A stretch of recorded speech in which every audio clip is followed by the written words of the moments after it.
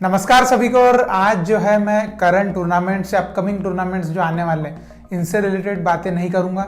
या सिर्फ फुटबॉल की बात है ऐसा भी नहीं, आज मैं पूरे खेलों से संबंधित बातें करूंगा। और देखिए, जो हमारे देश में सत्ता में जो अधिकारी या जो भी है वो मंच पर जब आते हैं या टीवी बड़े बड़े कार्यक्रमों में क्या कहते हैं कि देश को खेलों में आगे जाना चाहिए, खेल से देश को एक अलग पहचान मिलती है और ऐसी कई चीज़ें बोलते हैं। मतलब सिर्फ फुटबॉल से रिलेटेड नहीं, अन्य खेलों की भी जब बात आती है तो पूरे खेलों को वो ध्यान में रखते हुए इस तरह के भाषण देते हैं। और वहीं पर ग्राउंड लेवल पे ग्राउंड रियलिटी इसकी क्या है, इसके बारे में कोई बात नहीं करता कि एक्चुअली में हम जो बोल रहे हैं क्या वो 100% हो भी रहा है। ये देश की सच्चाई है, जो कि कड़वी सच्चाई है।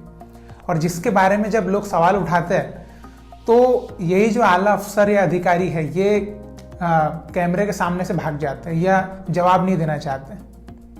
तो इस तरह से हम देश को खेलों में आगे ले जाना चाहते हैं।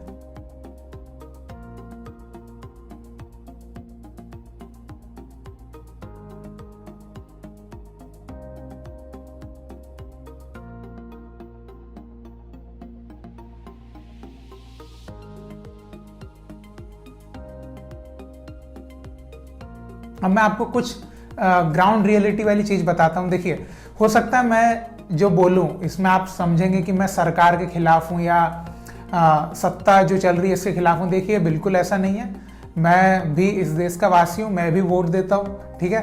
तो मैंने खुद वोट दे के सरकार बनाई है, तो मैं सरकार के खिलाफ तो नहीं।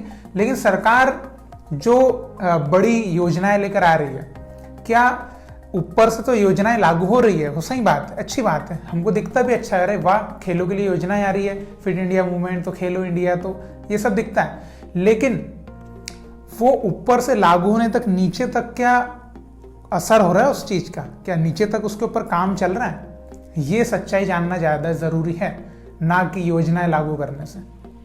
तो इसके ऊपर थोड़ी सी, सिर्फ इसमें फुटबॉल की भी बातें हैं और अदर स्पोर्ट्स सबको मैं कवर करना चाहूँगा इसमें।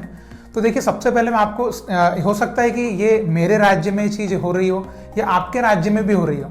तो अगर आपके राज्य में भी मैं जो बोलूँगा वो सेम चीज़ें घट रही हो तो आप बिल्कुल कमेंट में बताइए और थोड़ा हमको भी आपके राज्य की सच्चाई से अवगत कराइए और अन्य लोग भी उस चीज़ को जान पाएंगे कि क्या एक्चुअली में हम जो सपना देख रहे हैं देश को फुटबॉल के क्षेत्र में, खेलों के क्षेत्र में ऊपर ले जाना चाहते हैं, तो क्या वो साबित हो भी पाएगा सच में कभी। तो इसलिए जानना आपको इस बात को ज़रूरी है। और आप चीज़ें सुनने के बाद कमेंट जरूर कीजिएगा जो सच्चाई आपको दिख रही हो उस हिसाब से, ठीक है।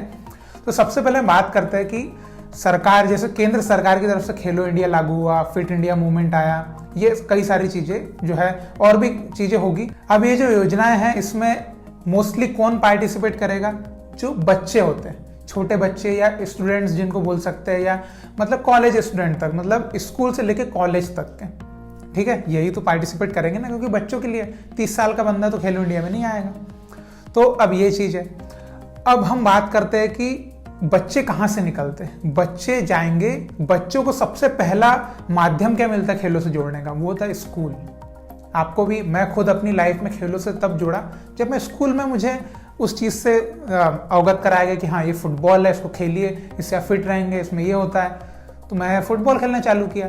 तो ऐसे ही चीज़ें आप शायद आपके लाइफ में भी होंगी। स्कूल में आपने देखा होगा क्रिकेट चल रहा है तो क्रिकेट खेल लिया, हॉकी चल रही है हॉकी खेल लिया। तो स्कूल से हम चीज़ों से जुड़ते हैं कि हाँ जो स्कूल में हमको दिखता है वहाँ से हम खेलों में जुड़ते हैं। तो जब हम स्कूल पे आते हैं तो प्राइवेट स्कूल की जब हम बात करते हैं तो प्राइवेट स्कूल में तो ठीक है, वहाँ पे स्पोर्ट्स टीचर होते हैं। कई स्कूल तो इतने अच्छे होते हैं कि वो पर्सनल कोचेस रखते हैं हर स्पोर्ट्स के लिए, जो बहुत महंगे स्कूल्स होते हैं, ठीक है। तो इस टाइप का ये प्राइवेट स्कूल की बात होगी। या जो लो बजट वाले प्राइवेट स्कूल्स भी होते हैं वो at least sports teacher, sports coaches तो रखते हैं ताकि उनके स्पोर्ट्स पीरियड कोई तो अटेंड करने वाला हो। तो ये हो गया प्राइवेट स्कूल का। लेकिन क्या देश में प्राइवेट स्कूल ही है, सरकारी स्कूल भी तो है। सरकार है तो सरकारी स्कूल भी है। तो सरकारी स्कूल्स जो है वहाँ पे टीचर है या नहीं स्पोर्ट्स के। तो ये मैं मेरे राज्य की सच्चाई बताना चाहता हूँ कि मेरे राज्य में, मध्य प्रदेश में, खेल शिक्षक नहीं है। और मैं एक और बात यहाँ पे बोलना चाहूँगा और ये मैं बताना भी चाहूँगा, और ये एक बहुत अहम मुद्दा भी है जिसके ऊपर गंभीरता से सोचने की बात है। क्योंकि देखिए, मध्य प्रदेश में 2009 से खेल प्रशिक्षकों की भर्ती नहीं हुई है। मतलब 2009 से कितने साल हो गए? 13 साल हो गए। 13 साल से स्पोर्ट्स टीचर्स जो है वो नियुक्त नहीं किए गए किसी भी स्कूल में। जो सरकारी की बात कर रहा हूं मैं, प्राइवेट स्कूल तो अपनी मर्जी के मालिक होते हैं। सरकारी स्कूल में तो सरकार जब तक फैसला नहीं लेगी, वो जब तक नहीं कहेगी जब तक टीचर ज्वाइन नहीं कर सकता। तो मैं यहाँ सिर्फ टीचर अलग रख दे, टीचर का भी बड़ा लोचा है, लेकिन मैं सिर्फ खेल शिक्षकों की बात कर रहा हूँ। तो आप सोचिए इतने सारे लोग हर साल MPEd, BPEd, NIS और PhD भी करते हैं, इतनी सारी चीज़ें कर रहा है। तो PhD वाले तो स्वाभाविक सी बात है कि वो साई में चले जाते हैं कुछ, या कुछ अन्य जगह चले जाते हैं, या बड़ी यूनिवर्सिटीज़ में चले जाते हैं। अब MPEd, BPEd करने वाले हर बंदे तो नहीं जा सकते। वो तो कुछ जैसे अब मान लीजिए प्राइवेट स्कूल में तो शोषण हो जाता है। मतलब इतना बंदे ने इतनी पढ़ाई वढ़ाई करी, और जैसे लो बजट वाले प्राइवेट स्कूल है वहाँ पे उसको सैलरी बोलते हैं 10,000 दे देंगे। जो बड़े स्कूल्स हैं वहाँ पे हो सकता है कि 40,000, 35,000 इतने मिल जाए। तो ये, लेकिन क्या उसका उसकी जितनी क्वालिटी है उस हिसाब से वो सैलरी तो उसके लिए है नहीं। लेकिन चलिए मजबूरी में तो वो कर लेता है कि हाँ चलो ठीक है। अब कुछ इसमें क्या होता है कि कुछ जैसे NIS कर लिया, MPEd कर लिया, आपने कर लिया, इसके बाद कुछ क्या होता है कि उनको समझ में आ जाता है कि यार गवर्नमेंट का तो कुछ हो नहीं पा रहा है गवर्नमेंट की तरफ से। तो वो ऐसे टाइम पे फिर क्या करते हैं, जिस पर्टिकुलर स्पोर्ट्स के वो होते हैं उसमें वो आगे सोचते हैं कि चलो इन टीम्स को ज्वाइन कर लेते हैं। जैसे फुटबॉल के हुए तो फिर वो D लाइसेंस, C लाइसेंस ये करके फुटबॉल क्लब्स में जाने की सोचते हैं। लेकिन पहले उनका ये एम बिल्कुल नहीं था, पहले उनका एम कुछ और ही था। लेकिन बाद में जब वो 30 साल के हुए तब वो सोचते चलो कोच बन जाते हैं D लाइसेंस करके। तो ये भी है। तो मतलब जिंदगी पूरी उबड़ खाबड़ रास्ते जैसी है। अब इसमें सबसे मेन बात मैं जो कहना चाहता हूँ, खेलो इंडिया है, ठीक है। अब खेलो इंडिया में पार्टिसिपेशन आ कहाँ से रहा है? ज़्यादा पार्टिसिपेशन आ रहा है प्राइवेट स्कूल्स का। तो प्राइवेट स्कूल्स में ही क्या ज़्यादा बच्चे अगर आप देखेंगे तो वो सरकारी स्कूल्स में है, क्योंकि मोस्टली जो इंडिया में पॉपुलेशन है वो गरीब वाली है, जो सरकारी स्कूल्स में पढ़ते हैं बच्चे। तो उनको अगर आप सोचिए, उनको खेलों का प्रशिक्षण आपने दे दिया तो कितना आगे जा सकते हैं। कई बच्चे जो होते हैं वो पढ़ने में उतना अच्छे नहीं होते, लेकिन खेल में बहुत अच्छे होते हैं। लेकिन अब उन तक खेल का कोई साधन ही नहीं है, उन तक खेलों की चीज़ें, बातें पहुँच ही नहीं रही है, तो वो खेल में आगे बढ़ेगा कैसे? तो देश को जो टैलेंट मिलना है वो मिल ही नहीं पाएगा। सही बात है कि नहीं? अब देखिए कितने सारे स्कूल्स है सरकारी, वहाँ पे शिक्षक की भर्ती नहीं हुई है पिछले 13 साल से। तो पिछले 13 साल में कितने लोग जिन्होंने डिग्री वगैरह करी होगी स्पोर्ट्स वाली, उन्होंने कई दूसरे चीज़ों में चले गए। वो कई लोग प्राइवेट स्कूल्स में चले गए, कुछ लोगों ने दूसरे धंधे मतलब चालू कर दिए। ऐसी कई चीज़ें हुई है। और अब क्या बताएं, ये बहुत बड़ी दुर्दशा है। और इस बारे में आप खुद सोचिए कितने लोगों का ध्यान है इस बारे में। हम जब फुटबॉल की बात आती है, खेलों की बात आती है, तो हम क्या देखते हैं, सीधे ऊपर की चीज़ें देख लेते हैं कि हाँ AIFF कैसा काम कर रही है, या BCCI कैसा काम कर रही है, या हॉकी इंडिया कैसा काम कर रही है। हम ये ऊपर का देख लिया, नीचे ग्राउंड लेवल तो देखा ही नहीं। तो मैं जब भी ग्रास रूट डेवलपमेंट की बात करता हूँ ना, कि हम फुटबॉल की ग्रास रूट डेवलपमेंट, तो मैं ये बात करता हूँ कि गाँव तक बच्चों को प्रशिक्षण मिल सकता है क्या, मिल पाएगा क्या, वहाँ तक डेवलपमेंट रखने की पहुँच है आपकी। अब ये जो काम है, ये AIFF का तो एक अलग काम है, ये काम है राज्य सरकार का, कि उनका जो एक प्राइमरी काम होता है ना कि भैया वो जो स्कूल्स में शिक्षकों को तो पहुंचा दें। अगर मान लीजिए आप खुद सोचिए, मैं सिर्फ मध्य प्रदेश की बातें जानता हूँ, उसने मध्य प्रदेश की बात बोलना, हो सकता है आपके राज्य में भी ये सेम समस्या हो, तो आप कमेंट में लिख के जरूर बताइएगा, ठीक है। अब देखिए मध्य प्रदेश में कितने स्कूल्स है सरकारी, अगर वहाँ पे हर मान लीजिए मिडिल स्कूल या हायर सेकेंडरी स्कूल भी पकड़ लें आप, ठीक है, हायर सेकेंडरी स्कूल में, हर हायर सेकेंडरी स्कूल में भी अगर एक खेल प्रशिक्षक वहाँ पे आ जाए, तो वो कितने बच्चों को, अगर दिल से वो करना चाहे तो कितने बच्चों को तैयार कर सकता है खेलों के लिए। और बहुत बजट भी आता है खेलों के लिए, लेकिन वो बजट कहाँ चला जाता है, क्योंकि खेल प्रशिक्षण तो मिल ही नहीं रहा है, तो वो खेल वाला बजट तो किसी और ही चीज़ में चला जाता है। तो वो बजट का पैसा तो सीधे सीधे भ्रष्टाचार बोलेंगे आप। तो कितनी सारी चीज़ें, अब इस चीज़ के ऊपर तो ऐसा हो सकता है कि भैया पूरी इन्वेस्टिगेशन करना पड़ेगा, तब चीज़ें खुल के बाहर आएगी। तो ये एक बहुत बड़ी समस्या है जिसको गंभीर रूप से लेना चाहिए। और देखिए जब आप स्कूल्स से ही बच्चे खेलों के लिए तैयार होते हैं, सबको पता है, तो स्कूल्स में आप एक जो प्रॉपर होता है सिस्टम स्पोर्ट्स का, वो तैयार करो। उसके बाद धीरे धीरे आप बाकी बाद में प्राइवेट क्लब बनेंगे, ये सब बनेंगे, वो तो बात की बात है। सबसे पहले आप जो अपने साइड से एक पहल होती है वो तो कर दीजिए। बाकी का काम तो बाद में होते रहेगा। तो मैं ये चीज़ आपके सामने रखना चाहता था जो मैंने देखी। और देखिए हमारे मध्य प्रदेश में 2018 में जो शिक्षक भर्ती का राजपत्र था, है ना, मध्य प्रदेश शिक्षक भर्ती राजपत्र, उसमें खेल प्रशिक्षकों का भी नियुक्ति का आदेश था, लेकिन उसके ऊपर अमल किया ही नहीं गया। खेल प्रशिक्षकों का कोई नियुक्ति की बात नहीं हुई। तो शासन का भी जो आदेश निकल रहा है उसके ऊपर भी काम नहीं हो रहा। तो अब बताइए, जो सरकार जो चाह रही है उसके ऊपर भी काम नहीं होगा तो लोगों ने सरकार बनाई किस लिए है? बस देखने के लिए। अब देखिए बाकी अन्य चीज़ों में हो सकता है बहुत अच्छा काम हो रहा हो, किधर अच्छा काम हो रहा हो, मेन काम है एजुकेशन। अगर एजुकेशन, स्पोर्ट्स एजुकेशन दोनों एक ही चीज़ है, क्योंकि एजुकेशन में भी आगे बढ़ते हैं और स्पोर्ट्स एजुकेशन भी अगर आप दोगे तो स्पोर्ट्स एजुकेशन के थ्रू भी देश की इकोनॉमी में वो लोग आगे बढ़ेंगे और आगे कुछ काम में आएंगे देश के। लेकिन वो चीज़ भाई जो बुनियादी तौर पर जो चीज़ें मिलना चाहिए वो मिले तो सही।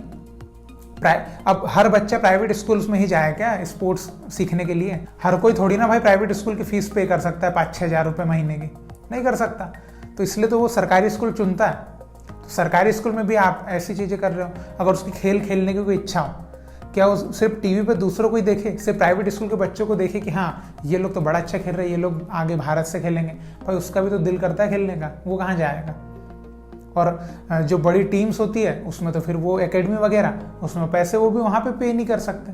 लेकिन एटलीस्ट अगर स्कूल में उसको प्रॉपर मिल जाए तो सोचिए ना, स्कूल से खेलते खेलते फिर वो बड़े जो क्लब्स होते हैं उसमें स्कॉलरशिप पे सिलेक्ट हो सकता है, तो उसके सामने कुछ तो खुलेगा रास्ता। लेकिन चारों दिशाओं से रास्ते बंद करके रखे तो कहाँ से निकलेगा आगे? तो देखिए अब ऊपर से फिट इंडिया, खेलो इंडिया, ये सब चीज़ें हैं, लेकिन ग्राउंड रियलिटी ज़ीरो है ना। आप अगर मेरे शहर की बात करें तो हमारे शहर से कोई भी स्कूल न तो रिलायंस के स्पोर्ट्स जो होते हैं उसमें भाग लेता है, ना कोई खेलो इंडिया में भाग लेता है, ना कोई फिट इंडिया मूवमेंट, कुछ नहीं होता है ना। अगर होता होगा तो मुझे तो नहीं दिख रहा, मतलब कि मैं धरती के अंदर रहता हूँ, फिर मतलब मुझे दिखाई नहीं दे रहा, मैं खेलों से इतना जुड़ा होने के बावजूद।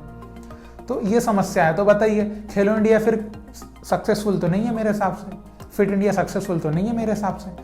मैं रहता हूँ भारत के सेंटर पॉइंट में, मैं जिस जिले में रहता हूँ यहाँ पे भारत का सेंटर पॉइंट है। भारत को चारों दिशाओं से आप नापो तो यहाँ पे सेंटर पॉइंट यहाँ पे आता है, ठीक है। अगर कोई चीज़ भारत के सेंटर पॉइंट में ही नहीं पहुँच पा रही है तो भारत के कोने कोने तक पहुँचाना तो आप बस, ये तो सपने जैसा है फिर, है ना। जो चीज़ सेंटर में नहीं पहुँच रही है उस कोने तक कैसे पहुँचेगी? तो इसके ऊपर सोचना सिर्फ सरकार नहीं, इसके ऊपर आम जनता को सोचना बहुत ज़रूरी है, क्योंकि हम ही तो है जो सरकार चुनते हैं, फिर सरकार हमारे लिए काम करती है। तो भैया तो यही तो चीज़ है। अब इधर से हम चुन रहे हैं लोगों को कि हाँ ये हमारे लिए काम करेंगे, स्पोर्ट्स को आगे बढ़ाएंगे, ये खेल मंत्री बनना चाहिए, तो ये ऐसा होगा वैसा होगा, लेकिन एट द एंड हमको मिल क्या रहा है? मिल तो भैया घंटा बाबा जी का रहा है। यहाँ पे खेल मतलब बच्चों को शिक्षक ही नहीं मिल पा रहा है सरकारी स्कूल में। और प्राइवेट स्कूल का तो आपको पता है, प्राइवेट स्कूल की कहानी आपको पता है कि जो अच्छे रहेंगे, अच्छे बड़े स्कूल्स, उनके पास पूरे स्पोर्ट्स के कोचेस हैं, जो नॉर्मल है, जिनको सिर्फ पैसे ही कमाना है, उसके अलावा कोई उनके पास ऑप्शन नहीं है जीने का। तो वो सिर्फ पैसा छापने के हिसाब से एक आध टीचर अपॉइंट कर लेते हैं कि हाँ तू रहना भैया, 10-15 हज़ार तक को दे देंगे और तू संभाल लेना जो भी है, हर गेम को संभाल लेना। मतलब टीचर है, गेम 17 गेम एक टीचर कैसे सिखा देगा भैया? तो बहुत समस्या है। तो अगर आप एक सही आंकड़े के हिसाब से देखेंगे ना तो भारत खेलों में आगे तो पता नहीं, मुझे तो नहीं दिखता कि आगे जा रहा है। बस वो कुछ प्लेयर्स को आप देखेंगे कि हाँ विराट कोहली भाई साहब है या नीरज चोपड़ा है, हाँ खेल आगे जा रहा है। बस क्या वो 2 खेलेंगे क्या देश के लिए? बाकी देश के लोग देखेंगे सिर्फ? ऐसा तो नहीं है ना। अगर स्कूलों में शिक्षक अगर सिखाएगा तो हमारे पास इतने सारे गेम्स हैं, हर खेल में हमको एक एक प्लेयर मिलेगा, कोई तो प्लेयर मिलेगा। अभी तो ऐसा है कि जो पर्टिकुलर कुछ गेम्स हैं जो पॉपुलर है उसी में खिलाड़ी भी आगे बढ़ते जा रहे हैं। बाकी जो गेम जो है नीचे दबे हुए हैं वो तो दबे ही हुए हैं, वो ऊपर आ भी नहीं रहे और उनका कोई आशंका भी नहीं लग रही ऊपर आने की। तो ये बहुत बड़ी समस्या है, इसके ऊपर आप भी सोचिएगा। और आपके राज्य में अगर ऐसा कुछ चल रहा है तो बिल्कुल बताइए। मध्य प्रदेश में तो खेल भैया है जमीन के नीचे एकदम, कोई यहाँ पे कोई खेलों की ना किसी को परवाह है, ना यहाँ पे खेल बढ़ते हुए दिख रहा है, ना आगे मुझे 5 साल में खेलों में कुछ होने वाला है, ऐसा भी नज़र नहीं आ रहा। और मैं ये सिर्फ बात ये नहीं कर रहा हूँ कि सिर्फ फुटबॉल की, किसी भी गेम में नज़र नहीं आता मुझे। आप बोलें क्रिकेट का भी नज़र नहीं आता मुझे। अब बोलो मेरे ज़िले से अगर आपको क्रिकेटर बनना है तो आपके सामने कोई प्लेटफॉर्म नहीं है क्रिकेटर बनने का। तो क्रिकेट देश का सबसे अच्छा खेल कैसे हुआ? नहीं हुआ। हमारे यहाँ पर हॉकी का 7-8 करोड़ का एक एस्ट्रोटर्फ ग्राउंड वगैरह बनाया था हमारी राज्य सरकार ने, ठीक है। वहाँ से मुझे एक भी कोई अच्छा टैलेंटेड प्लेयर निकल के, जब से ग्राउंड बना हुआ है कई साल हो गए, एक टैलेंटेड प्लेयर नहीं निकला वहाँ से आज तक। मतलब कि आपने इतना सब तो बनाया, लेकिन आपने प्रशिक्षण देने वाले टीचर जो कोच रहना चाहिए वो तो सही प्रोवाइड ही नहीं करवाया। तो आपकी 7-8 करोड़ की जो इन्वेस्टमेंट थी वो तो बेकार हो गई। तो क्या मतलब का ग्राउंड बनाया आपने? तो ऐसे सवाल उठने पे तो ऐसे इतने सारे उठा सकते हैं ना कि भैया सरकार कल गिरा दें हम। लेकिन अब वो चीज़ है कि भैया हमारी भी एक सीमा है बोलने तक की, हम भी वहीं तक बोलेंगे, उससे ज़्यादा नहीं बोलेंगे। बाकी का काम जो राजनीतिक पार्टियां वो करें। और लेकिन मैं जो कहा हूँ उसके ऊपर बिल्कुल आप सभी सोचिएगा, और आपके दिमाग में जो भी इससे रिलेटेड बातें आती है बिल्कुल कमेंट में लिख के बताइएगा। तो यही मैं आपसे कहना चाहता था, भारत में खेलों को हमको बहुत आगे बढ़ाना है, लेकिन उसके लिए हमको सामने से सुविधाएं उपलब्ध होना बहुत ज़रूरी है। अगर वो नहीं होगी तो ये एक सपना है और सपना ही रहेगा। तो आप कमेंट जरूर करिएगा, और आप इसी तरह भारतीय फुटबॉल को और भारतीय खेलों को सपोर्ट करते रहिएगा। बहुत बहुत शुक्रिया वीडियो देखने के लिए। जय हिंद, जय भारत।